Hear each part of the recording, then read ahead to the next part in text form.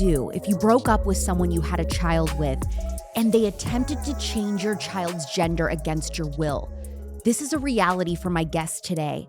He's 31, lives in the Bay Area of California, and his ex-girlfriend started insisting that their son was non-binary and used they/them pronouns before he was 2 years old. Now this boy is 3, and his dad has been in the legal battle of a lifetime, fighting for full custody in the trans sanctuary state of California.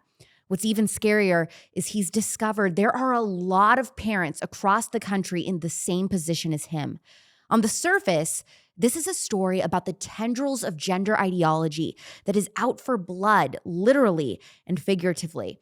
But this is also a cautionary tale on making sure that anyone you sleep with is someone that you would want to raise a child with if that were to happen. Subscribe to The Spillover if you're not already, wherever you get your podcasts, and Real Alex Clark on YouTube if you want to watch the episodes and get more content from me. Leave a 5-star review and remember to check the show notes for links pertinent to my guests and the show. Please welcome Harrison Tinsley, a father fighting for his son's life on The Spillover. Your son's mother is insisting that your 3-year-old son is non-binary without your consent. What you are experiencing, what you are living through is a horror story. I mean, it's a nightmare.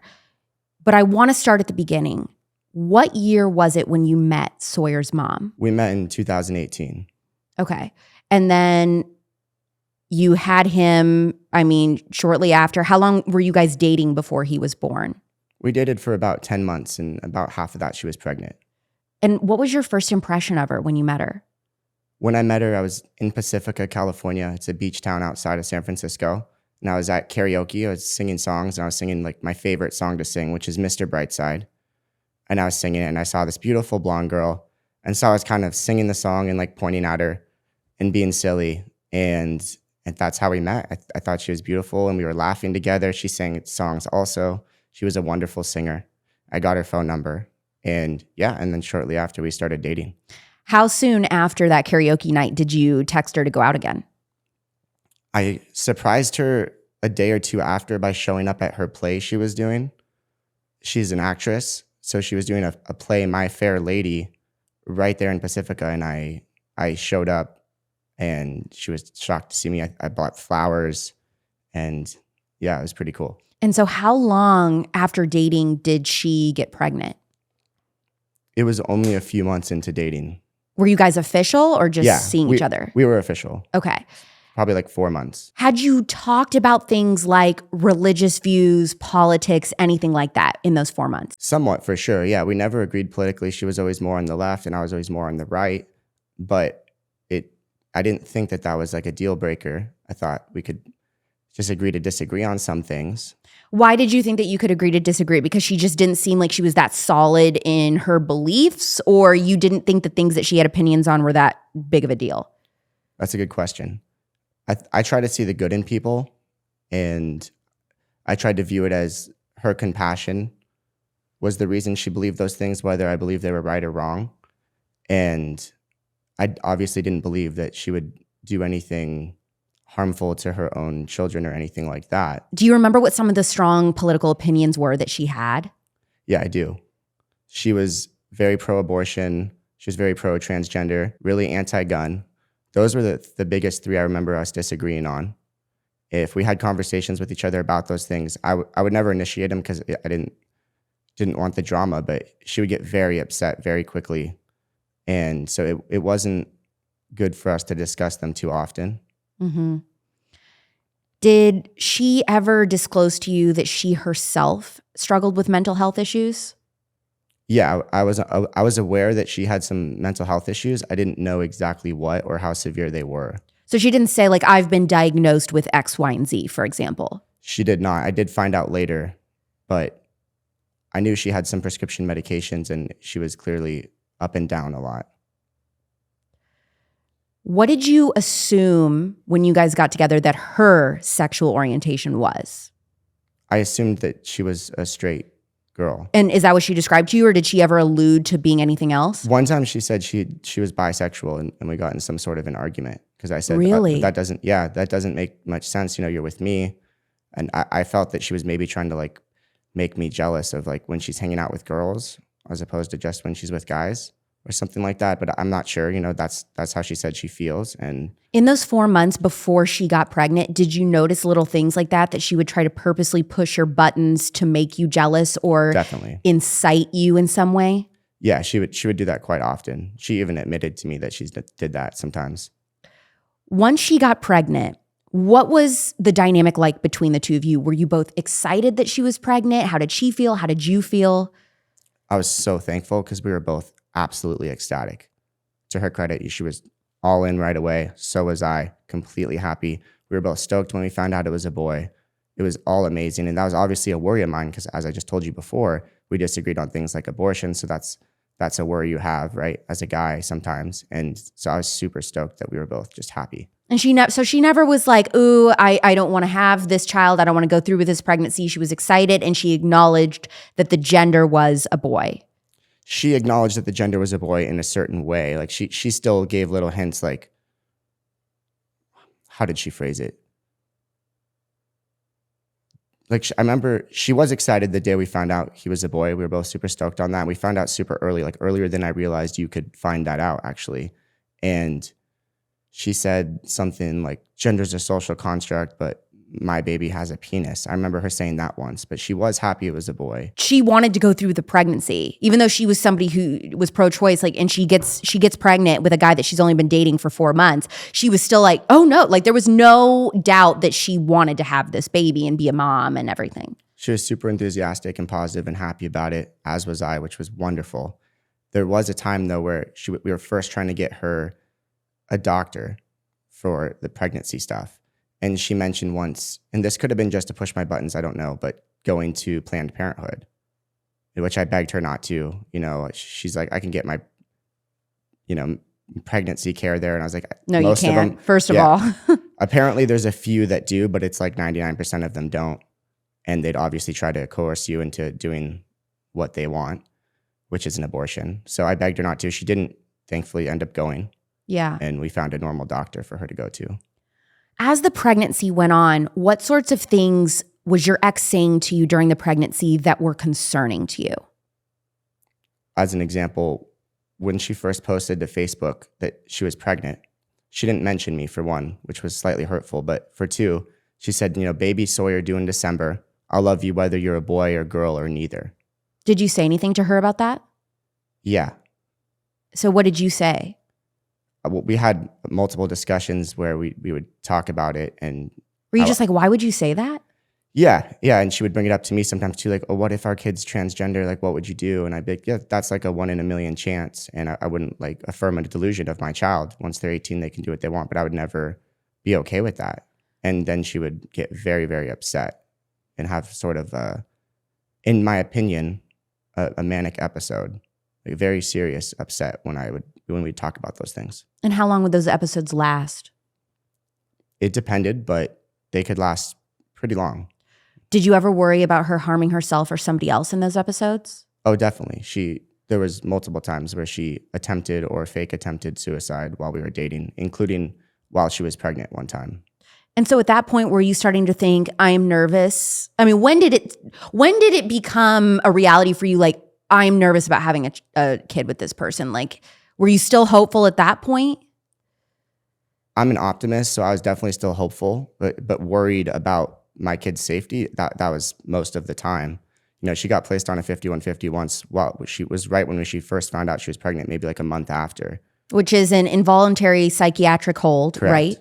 And so how long was she in the 5150? So I wasn't there for the event, but it was allegedly she was trying to throw herself in front of traffic. I wasn't there. I don't know what happened. And she was held for 3 days. She called me from the place. And what was the reason that she gave for that behavior? She just said like her mental health. And she was sounding pretty positive when I talked to her. I can't wait to have the baby, all that, which was good to hear. But it was, of course, scary. I find it interesting that she was posting things like, this baby's going to be so loved, whether it's a girl, boy, or they, them, or whatever, and saying things to you like, well, what would you do if this baby is transgender? What is the likelihood that she was asking you things like that because she was planning on transitioning your son before he was even born? I can't speak for her, but I would say it's at least a possibility. When would you say that the dating relationship between the two of you ended? 3 or 4 months into her pregnancy. And so at that point, what did you guys talk about, like what was going to happen once the baby came? Well, she kept constantly like threatening me, like, oh, you're not going to see Sawyer if you're not, exactly who she wanted me to be, particularly in a political sense. Like like I have a song called Be Brave. She said, in your song, you say like, you'd rather stand for something, than do nothing. And why aren't you at the Women's March then? And I was like, because that's not something I believe in. And so she would take things that I had written and use them against me. But yeah, at least we agreed on my son's name, Sawyer. I thought that was pretty cool. We agreed on that. It's a great name. Yep, it is. But I was constantly just getting threatened, like, you're not going to see Sawyer if this or that. Like, almost every single day I would hear that for one reason or another. So while she was pregnant, if she's constantly threatening you, since you don't have my political views, you're not going to be able to see my son, were you consulting with friends and family saying, hey, I am nervous once I have this baby that she's going to try to keep him from me because we don't see eye to eye politically? Like, were you starting to worry about that yet? I didn't think she would actually do that. And I don't know if that was naively or not, but I just thought that's such a horrible thing that no one would do that to somebody. But I was wrong. What were your friends and family telling you? Were you letting them know what was going on with her? Just my immediate family and closest friends. Yeah, they were obviously all worried. They were skeptical, I'd say, of everything and wondering if I made the best choices. And so once the baby comes, what was your relationship like with her on the day that he was born? The day that he was born, I was not there. I didn't hear about it. I didn't know about it. Because she didn't tell you on purpose? She didn't tell me on purpose. So she had broken up with me. She had sent me a cease and desist letter from her attorney, I believe. That said what? Do not speak to her or her family at all. For what reason? Didn't give a reason. Just out of nowhere? Yes. So she broke up with me. She demanded, as we're broken up, talking a little bit, barely keeping me informed about the pregnancy, that we must go to couples counseling, which at first I was like, no way. I don't really believe in that. But you guys had been broken up. Yeah, but she was saying like so that we could at Work least things have out. a family together or be together or something. And I actually made an appointment finally because it got to a point where I was like, I'm not going to not see my son. And I'd do anything for him, including this. And I made an appointment and she bailed on going. Sent me a really long, crazy message. I set up another appointment. She bailed a second time. And after that second time, I received the cease and desist letter. Saying that you were not allowed to speak to her or contact her? Correct. And how far along was she in her pregnancy when you got that cease and desist? Roughly halfway. Were you scared? Like, what if I can't find out when my child is going to be born? Of course, but I didn't know what to do. It's not something that's very common knowledge, So was that the point that you decided I need to seek my own legal help once you got that cease and desist? It happened a little bit later. Okay. I was trying to figure out what to do after that. So how long after your son was born then did you find out that he had even been born? It was roughly a week after from social media. One of her friends let me know. I'm thankful for that. And that was heartbreaking, obviously. Yeah. To see a little picture of your baby boy and you weren't there. And it came out later even on cross-examination of the doctor that was there at the birth. My attorney was cross-examining this doctor on the witness stand during our trial. And the doctor said that my son's mom claimed she had a restraining order against me the day my son was born, which wasn't true at all. It's completely made up. But just in case I showed up or something. When your ex's friend notified you that your baby had been born, how did it feel for you knowing that you weren't there for that moment? Just heart-wrenching. You hear stories about people that do the most amazing things, whether they're rock stars, they're a Green Beret, they did some awesome accomplishment that was thought impossible before they did it. A triple backflip on their snowboard. But all those people, when you ask them what the best day of their life is, isn't when they did that. They all say the day my kid was born. So it was hard to deal with. Have you even fully processed that now, years later? I like to think that I've done a good job at facing down my demons and working at keeping them at bay. Yeah. Tell me about your first Father's Day as a dad to Sawyer. My very first Father's Day, I was with all of my family, gathered together, celebrating me and my dad. It was my first Father's Day. I hadn't yet met my son, but we were all celebrating me anyways. And my sister had gotten some balloons, and one of which read, "Greatest dad in the universe." And it sounds like a silly little thing, but I remember in that moment, not even having met Sawyer, just saying, I swear to God, I'm going to live up to that balloon. And I feel that I've done that and that I'll always be that for Sawyer. I would agree. It looks like all the cute conservatives decided to order their Nimi skincare at once because I have never in my life gotten so many DMs about Nimi just changing people's lives. From being told by coworkers that they look 10 years younger to loving their skin for the first time in years, Nimi skincare is crack in a glass jar, and I've been telling you for years now. Specifically, what people rave about is the hydrating retinol moisturizer. That's my favorite. This is the product I recommend that everybody start with, but you can get an entire 3-step routine under $100 right now with my code AlexClark at NimiSkincare.com. Rachel said, if you aren't using Nimi skincare that Alex raves about all the time, you're truly missing out, and I feel compelled to share. I am turning 39 on Monday, and my mentee teacher, who is fresh out of college, said, I have the skin of a 20-year-old. Best compliment that I have ever received, and she didn't believe that I had a teenage daughter. I've been using this since early June, and my skin has never felt and looked healthier. The products feel luxurious and have truly transformed my aging skin. You heard her. NimiSkincare.com with code AlexClark for 10% off. Nimi, that's N as in Nancy, IMI skincare.com with code AlexClark for 10% off, or just click the link in the description. How long after his birth was it before you got to even meet him? So I found out that he was born. It took about 2 months for me to get the legal help and figure out what to do. And I filed 2 months later in San Francisco Family Court, the Self-Help Center, filed all this stuff, established paternity, custody, visitation, lots of paperwork. And after that, it was a long battle. It was right during COVID, and it took 13 more months just to meet him. Oh my gosh. So I finally met Sawyer when he was 15 months old. It's very Over unfortunate. a year old. And what was that meeting like? Where were you? Where did you go to meet him for the first time? I was at her parents' house. My mom came with me. It was one of the best days of my life. It was just like magic all through the air. So I met him, and it's just like, miracle frequency. You just feel it, it's kind of like when you're at the beach, you kind of get that magical feeling. Like you just feel it. It's just everywhere. And me and him are looking in each other's eyes. It's like we both know how special we are to each other just right away. And we're doing headstands together and playing and laughing. And he had to take a nap that day because he's pretty young. So I put him down for his nap. He was fighting it. He wanted me right next to him to lay with him, or he wouldn't sleep. So he was making a big fuss about it. I guess it was common that he made a fuss about his nap. I finally got him to sleep. And I remember I was looking at him laying there napping, and I hadn't seen him for 15 months. And I'd been through all this trauma, and it just all hit me as he was sleeping. And I was laying there on the ground next to his crib, just staring at my beautiful baby boy. And I started crying.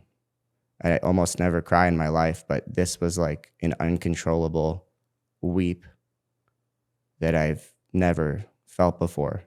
It was just so much emotion hitting me at once. You had already been fighting so hard too for all those months since he had been born. And then in that moment, did the fight become even more real? Absolutely. There? I was like, this is everything. And I'm assuming you got to visit him and she was not there. Correct. Right. So after that, did you establish a certain schedule for how often you would get to see your son? I started seeing him once a week, then twice a week on the weekends. And it was amazing every time I would drive from Tahoe to the Bay Area just to spend the day with him, or 2 days. The first ones had to be supervised, which wasn't very fun and happy. They weren't professionally supervised, thankfully, but it would be someone of her choosing. So it would be her friend or her parent. And it was very weird having somebody watch you. Yeah. And they're taking notes, trying to find something wrong you're doing. Did that make connecting with him difficult? I got through it and didn't let it affect me, but it was hard to not let it. There was a lot of weird stuff. You know, they would make weird demands of me and they'd be taking notes. There was one time my mom and sister were with me. We had a hotel, South San Francisco, right by this body of water. It was super cool. There's this walking trail that goes around the water. So we came out of the hotel to go for a walk with him. And one of her dads was there being the supervisor. And he said, "Oh, you guys go ahead.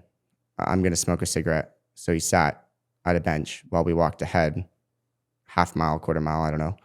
And we're playing with Sawyer. We walked for a little bit and got to this kind of big circle area where we were just playing with him. He was climbing and jumping off stuff. And my sister tells me, like, he's watching us from the bushes. So for some reason, her dad had hung back and then came up on us, sat in bushes so that we couldn't see him to try to watch us from bushes. Did you confront him? My sister got pictures of it and we showed the court even, but it was just super weird. Such a weird feeling knowing that someone was doing that for no reason than a dad just trying to spend time with his kid. How long did it take after your son was born for your ex to start insisting that this baby was non-binary? To the best of my knowledge, she actually treated him as a boy for the first year and a half of his life or so. From what I saw on social media and stuff and some of her pictures, it would say he's a boy, right? I love clean boy snuggles, all this stuff like that. So she was referring to him as a boy, which is interesting. But it's right around the time I won half custody that she started to say he's non-binary. And that's when I saw some photos of her putting him in dresses and makeup. And that was very unsettling. A 3-year-old? No, he was much younger. He was actually still 1. It was before he turned 2, actually, when I started seeing that. It's interesting that you say that all started happening once you got half custody. Is there any part of you that feels like your ex was weaponizing your son's gender as a way for her to retaliate, to hurt your feelings once you got half custody? I can't speak for her, but I do think it's a possibility, yes.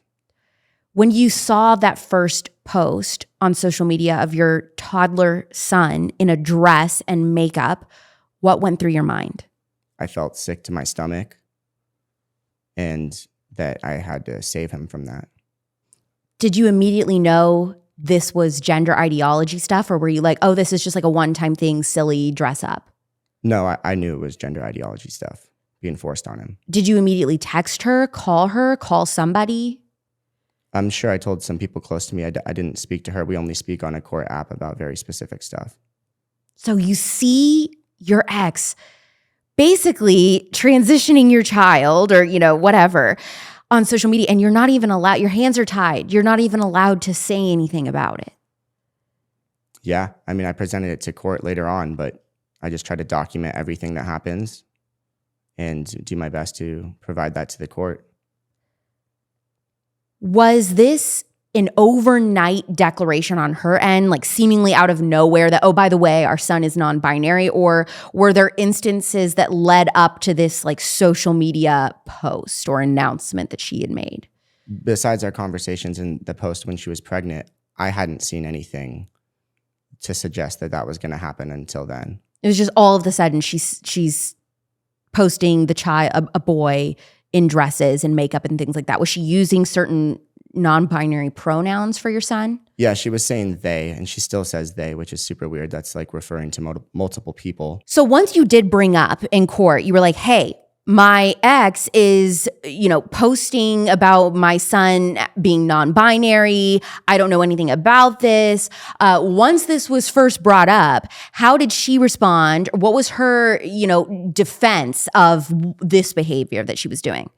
What I noticed from when we dated to when we broke up to having our child, she went from dating me to presumably being a straight woman to then she said that she was a lesbian mom to Sawyer, and then she started identifying as non-binary herself.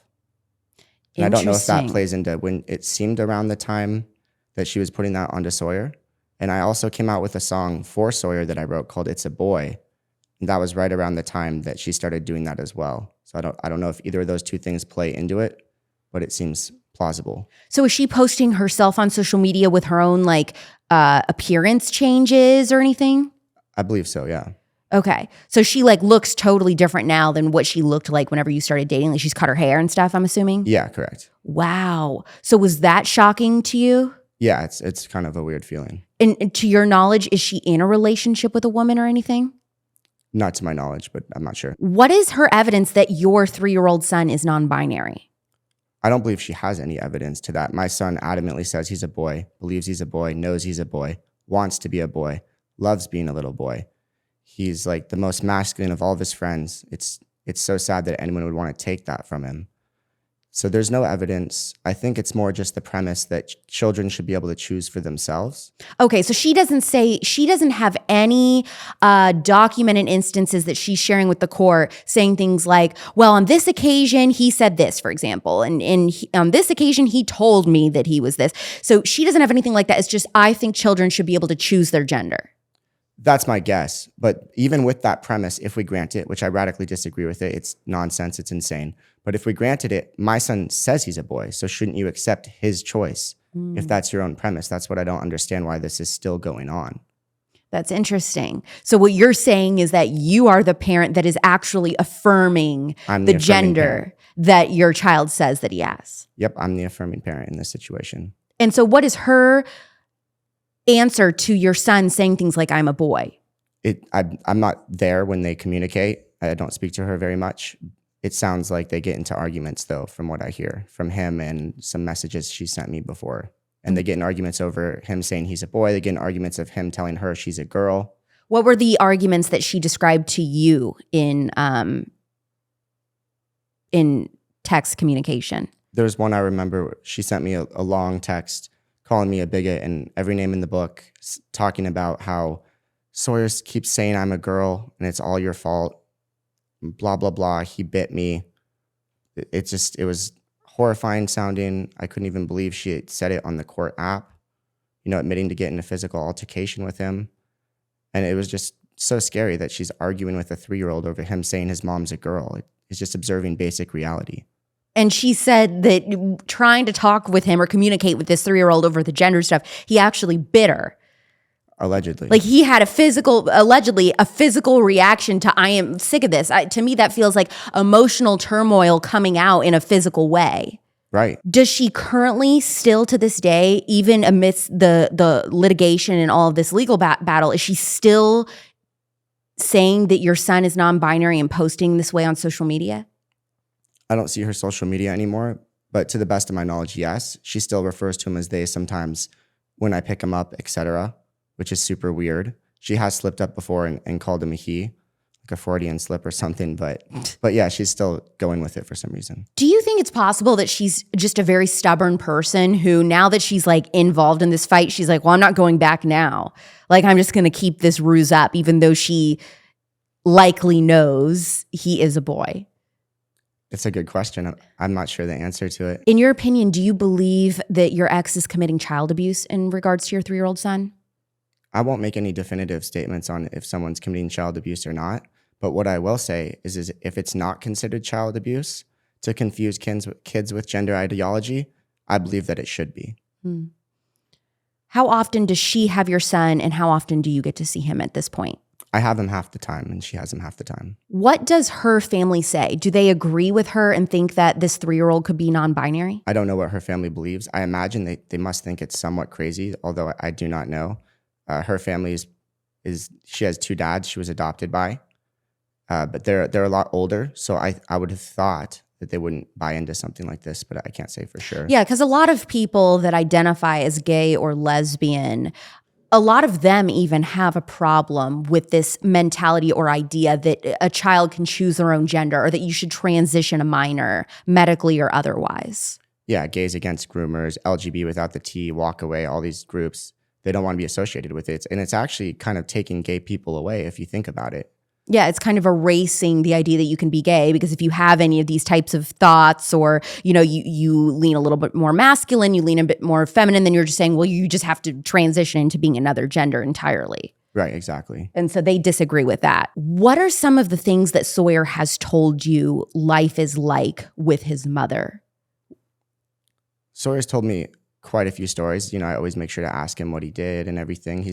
There was a time where Sawyer told me, Dada, it was right after his mom had taken him to Disneyland. She told me that. He told me that. It was a couple months later. He said, Dada, when mommy took me to Disneyland, and he was very sad sounding, he kind of like looked down at this next part. He's like, I couldn't go on the rides unless I wore my princess shoes. And I didn't want to wear princess shoes. I wanted to wear boy shoes. And that was just heartbreaking that, you know, you would coerce a kid. You take them to the happiest place on earth and not let them go on the rides unless they wore what you wanted them to wear. Did she have your son in a full princess outfit getup to go to Disney? I don't know, but I've seen a picture where they're somewhere in a similar getup to that, yeah. And he's dressed in girl a dress, yeah. clothes. When Sawyer said that to you, that mommy wouldn't let me ride certain rides at Disney unless I had my girl shoes on, how do you respond? Well, it hurts your soul, but you do your best to stay strong for your son. Do you remember what you said in that moment to him? I said, no matter what you wear, you'll always be a boy. And if people try to make you wear things that you don't want to wear, you say, no, I'm not going to wear that. I'm going to wear my boy shoes. That's what I want to wear. You can stand up for yourself, buddy. Something along those lines. And there's more stories too. I mean, a recent one he told me, which was kind of heartbreaking, was I had just picked him up and brought him home. One of his little friends was with us. They came with us for the pickup. We were in our backyard playing. He's like, Dad, when I wouldn't go to sleep, mommy was getting mad that I wouldn't go to sleep. And she said, if you don't go to sleep, I'm going to tell Dada that you wore makeup. And I just thought that was so sad that she was like, according to Sawyer, threatening him of telling me things like that. And then I asked him, well, did you actually wear makeup? And he said, no, she just said she was going to say that. Does he seem to be a kid that likes to play with different types of toys? Like he likes dolls, he likes trucks and things? Or does he gravitate towards totally only boy types of toys and likes and interests? He's as boyish as it gets, like guns, swords, footballs, baseballs, hockey, wrestling, Spider-Man, Hulk. And even if you give him a girl toy, like let's say he's playing with his girl cousins, he'll get mad sometimes and like scream, like, I'm not a girl, I'm a boy. And I'm proud of him for standing up for himself. He doesn't need to be saying that to his little cousins who are just trying to play with him, of course. But I'm just glad that he has the guts to stand up for himself. When did you decide enough is enough? I need to go to court and fight for full custody. So there's events that happened after I won half custody. So the gender stuff started happening. His mom started to defame me heinously on social media, etc. Like what? What was she saying? Like Johnny Depp, Brett Kavanaugh kind of stuff, really heinous stuff. She was calling me a rapist. She has said before that my son was conceived of rape. None of that's true at all. That's defamation. It is defamation. That's correct. And I was actually granted a temporary restraining order because of the defamation and harassment of it. And the court did find later that I'm not guilty of that, thankfully. And I just think it's such a betrayal to say that about somebody that you used to love. Of course. And I, of course, provided the court her Facebook post about me where she says I'm wonderful, or our text messages where she says how much she loves me. So, you know, try to counteract that. But family court's not really like a criminal court. You're almost more guilty until proven innocent there, unfortunately. So I had to dispel that. But so seeing all of that, the judge was actually kind enough to grant me a temporary restraining order because of it was so bad, which I was very thankful for. And his mom actually, to continue your first question, was actually violated that temporary restraining order. So that was another thing I brought to court. Then there was an incident I found out about where my son's mom was arrested for child endangerment and placed on a 5150 hold. What? Yeah, while my son was with her. And what was the story or circumstance behind that? It was a crazy story. So I actually found out like a week after CPS called me. They had to call me. They had to lay eyes on my son, so to speak. So I had to FaceTime them. Nothing about me. It was solely for the mom. They had gone by her house. The child wasn't there. So they had to see him since he was with me. The CPS lady told me, nothing happened. You have literally nothing to worry about. Your son just fell off a bed and there was a misunderstanding. So that's what I was told. That turned out to be wildly inaccurate. How so? So I had been fighting to get his full medical records and stuff. I was granted it months prior, but it took a long time to get it through to the doctor's office and get them to actually do it for some reason. I assume that was because of defamation of me, or maybe it's just a hard process. I don't know. But when I finally got his medical records, it's like 2 months after I talked to the CPS lady, I'm going through them randomly. I see an ER visit, and it's like child seen for head trauma, mother placed on 5150 hold, all this crazy stuff. And I'm like, what? So then I subpoenaed all the police body cam footage, the police report, the CPS report, the 911 call. And what did you discover? Just a horrifying night that would terrify any parent if they saw that their kid was there for that. There was accusations. So basically what happened is her and her roommate got into an argument. She was on the phone with her parents. It was a heated conversation. She asked the roommate to watch my son. Is the roommate a man or a woman? It's a woman. Okay. So they're both girls, and her brother actually ends up coming later to help her move out. But they get in such a serious argument because the roommate didn't want to watch Sawyer for a second while she was on the phone. Sounded like they got into at least a very aggressive verbal confrontation. There was accusations by the roommate and her brother, because her brother ends up coming later, that my son's mom had thrown my son onto a bed, used him as a battering ram so that the roommate couldn't leave. So not hit her with my son, but obviously if the roommate's trying to leave the house and she doesn't let her by blocking her with the kid, because you don't want to push through the kid. That was one of the accusations. There was accusations that my son's mom threatened to burn the house down. She threatened to kill everyone. There was accusations that she had placed my son up somewhere high. There's a video of the falling off the bed thing. She's on the bed with him, arguing with the roommate who's standing, and they're both on the bed. And this is a bed that's not on a bed frame. It's just held up by 3 chairs. So it's not really a safe place for a 20-month-old, which is how old he was at the time. So a year and a half. And he ends up falling off of this and landing right on his head. And so that was kind of scary. She told the cops that, oh, he's a gymnast. He just did a somersault. When they came, I don't think 20-month-olds can do a somersault. Yeah, I was going to say, have you ever seen your son do any somersaults? Well, now that he's 3, he can, but not before, no way. Right. And so when the court sees things like this, she's been on a 5150 hold before the baby was born. Mm-hmm. Since your son has been born, she's been placed on another. She has a record with police.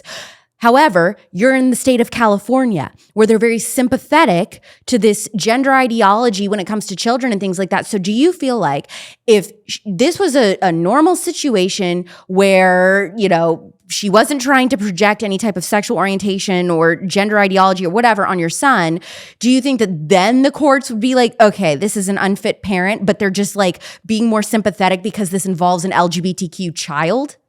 I think it's at least a possibility. I've talked to some attorneys who's like, you probably would have won custody if you just didn't bring up the gender stuff at all. I'm not sure if that's true or not, but I think that that's a travesty if that is the case.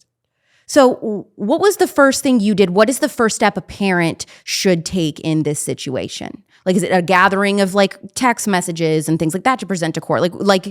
Step by step, what is the guide for somebody dealing with this? Yeah, you have to gather all the evidence, whether it's police reports, body cam footage. You have to go through it. You have to transcribe video footage. You have to write your whole document explaining to the court everything, which is a long process. Has to be in a certain format. Has to be very specific. And you just have to get your best argument. You have to file for a request for order or an ex parte, which is what I did, which is an emergency immediate order. The court has 2 or 3 days or something to respond. And I was actually denied that, and then I got granted a motion for reconsideration, and I was granted it, and I got granted a 5-day trial. And so your total legal battle that you're still in the middle of, how long has it been going on currently? I've been fighting it my son's whole life, since 2 months after he was born, so coming up on 4 years. And where are you in the legal fight now? Where does the legal fight go from this point on? Well, we had a trial, and the court decided to keep custody the same, and that they wouldn't rule on gender, and that my son had to continue to see the doctor that the mom preferred, which is a doctor that's okay with gender ideology. And is this what kind of doctor, a psychologist or a physical? Just a normal pediatrician. Okay, a pediatrician. And so now I'm basically appealing the court's decision from the trial. I don't believe they made the right decision. Because you're wanting full custody? Correct. I don't believe they made the right decision based on case law and based on the evidence. And so I'm going to appeal it and do whatever it takes to protect my son. How long will it take, you think, before you find out an answer on this appeal? Apparently, appeals can take pretty long. I've never done one before, but I can tell you the process is starting very soon. If you don't get full custody, will you still keep half custody or do you lose everything? I should still be keeping half custody, thankfully. What are states like California doing to take children away from parents who don't go along with gender ideology? California's putting in some new anti-parent bills recently, and some of them are directly affecting family court and gender ideology. AB 957 tells a judge under the health, safety, and welfare of a kid that it's in their best interest to grant custody to a parent who affirms a kid's fake gender identity, which I think is a really scary bill. I spoke to the author of the bill, and she thinks that, as you were saying earlier, I'm the affirming parent in this situation, and this bill would give me custody, and I think that if that's the case, I'm happy to take that avenue, but I think that it's a terrible bill. It's going to cause thousands of families to be ripped apart at the sacrifice of children because parents in family court lie and do whatever they can to win and get back at their exes. I think to put under health, safety, and welfare for affirming a delusion is a really scary thing for the government to be doing. So there are sanctuary states, like California, that consider themselves to be safe havens for kids wanting to transition without a parent's consent. What do you think of this idea? Sanctuary states for parents wanting to protect their kids from being transitioned by another parent. I think that's exactly what we need to do. If they're going to make rules like this, we have to play their game and do it back to them. And I believe Florida does have that in some capacity. So I'd encourage anyone dealing with this to look into that. But yeah, that's exactly what we need is red states or brave states to stand up and do the same thing, but the opposite.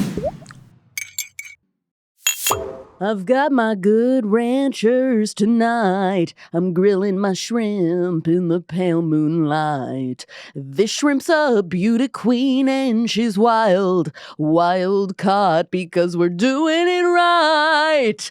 You too can have dinner and a show at home when you subscribe to Good Ranchers for all your meat and seafood needs. Now, I'm Liddy Kitty over the Good Ranchers seafood box right now, but there are tons of variations based on your family's food preferences. Chicken, beef, pork, all American raised, conservative owned, no antibiotics, hormones, mRNA vaccines, any of that. And no matter what box you choose right now, you will get an additional bonus 2 pounds of ground beef in each box for 2 freaking years.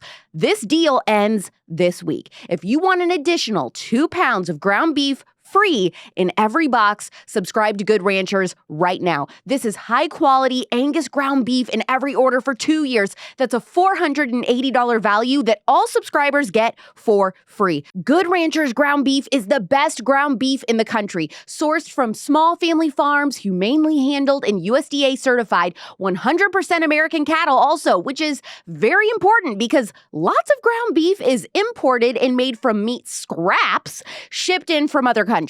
This is it for this deal. Go to goodranchers.com/Clark with code Clark for $25 off. That's goodranchers.com/Clark with code Clark for $25 off and free 2 pounds of ground beef in addition to your meat subscription for the next 2 whole years. Click the link in the show notes.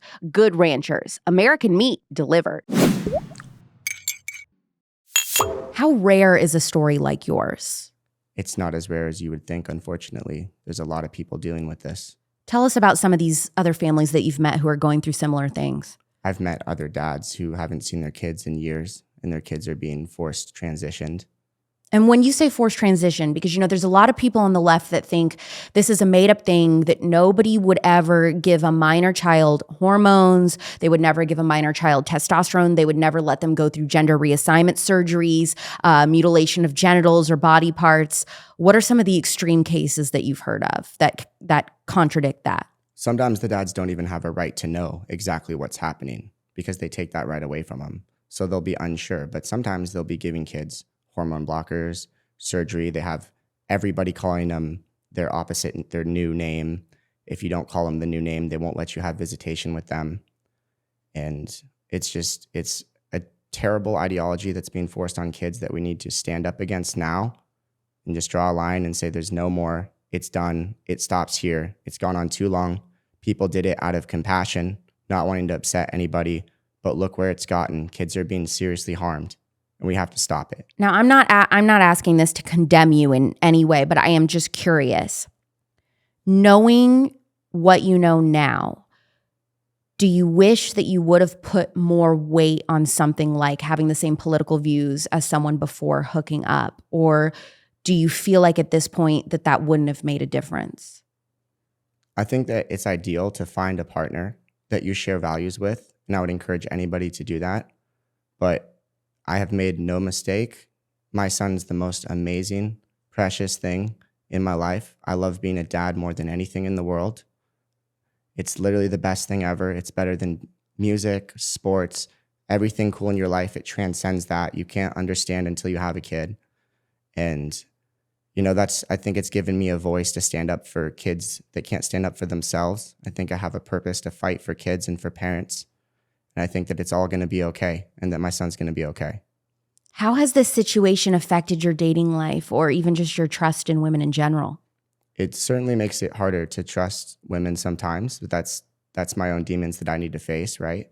And I think that now I'm going to be sure that I find someone who aligns with me and that's good. Do you feel like it's made you a lot more trepidatious on like who you choose to go out with and stuff like that? Yeah, I think that's a fair statement. So what kind of questions are you asking girls now in the pre-interview before going out? Like, are you asking things like, what are your political views before you even go on a date? Or yeah, I try to do that now. Really? That's correct, yeah. Wow. So how soon into dating do you bring up your situation with your son? Do you even bring that up on a first date? It would depend how the conversation goes, Yeah. Sometimes people are already aware of my situation because it's starting to get airtime and people are seeing it. So sometimes people already know, but yeah, I think it's important to bring it up right away because why waste each other's time if you're not going to work out? How worried are you that your ex isn't going to stop at non-binary and that she's eventually going to announce that your son is trans and attempt to medically transition him? I don't believe it'll work in my case. I think my son would never go along with that. I won't let that happen. Would she do that? Perhaps she would try to do that. I don't think it'll work in our case because there's so much evidence that she's been pushing this narrative since before he was born even. I don't think the court will go along with it. Why is being against transitioning minors not just a conservative issue? It's not a right or left issue at all. I'm at the Capitol often in California with lots of people standing right next to me saying I'm a lifelong Democrat. This is insane. We can't do this to kids. It's irreversible damage. They cannot consent, which kids can't consent to these sorts of treatments. How do you cope with all of this? Like, honestly, how do you deal with it? I deal with it by making sure I exercise daily. I listen to music. That really helps me. I spend every second of my custody time with Sawyer, just being with him. And that's always just a reminder that everything's worth it. I mean, I obviously so badly, and I know my audience so badly wants to be able to say, like, God is going to give you full custody of your son, but we don't know that. Like, maybe that doesn't happen. Maybe God does allow your ex to get full custody for reasons that we can't comprehend. And, that would all be because he sees some kind of bigger picture that you and I just can't understand, and there's a purpose for that. But if that happens, if your ex gets full custody of your son or she continues to have 50-50 custody with you, what will you do? Well, I'll keep fighting it. It doesn't matter the odds. It doesn't matter what you do to me. It doesn't matter what you take from me. It doesn't matter what you say about me. I don't care about any of that. I'm going to fight for Sawyer no matter what. I love him more than anything in the world. Children are the most innocent, precious things amongst us, and I'll do absolutely anything to keep them safe and to fight evil.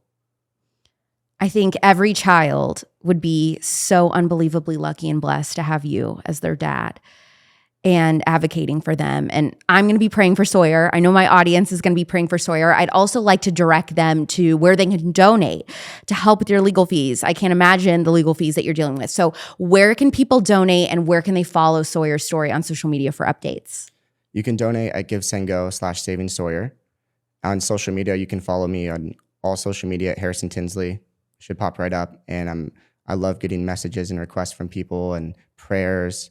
It means so much to me, and I won't let any of you down, and I won't let Sawyer down.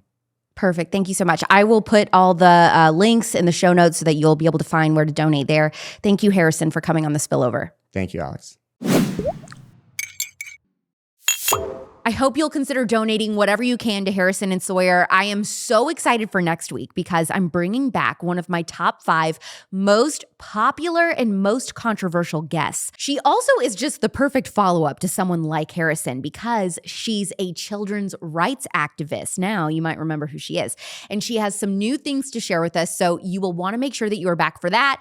The week after her, I have one of the most bizarre interviews or episodes that I have ever done lined up for you. It's a conversation that you've probably never thought twice about in regards to medical choices that you make for children and what is truly ethical. Unless you are very, very, very ahead of the debate. So actually, between this week and the next 2 weeks, you've got 3 episodes that really go together very well. Please do me a favor and leave a 5-star review to support this podcast. It is free, but your reviews help the podcast show up in more searches and charts so that other people can discover it. We're having really important conversations, at least I would like to think so, and so we want as many people to discover the show as possible. The Spillover is back next Thursday at 9 p.m. Pacific, midnight Eastern, anywhere you get your podcasts, or Real Alex Clark on YouTube. I'm Alex Clark, and this is The Spillover. Love you, mean it. Bye.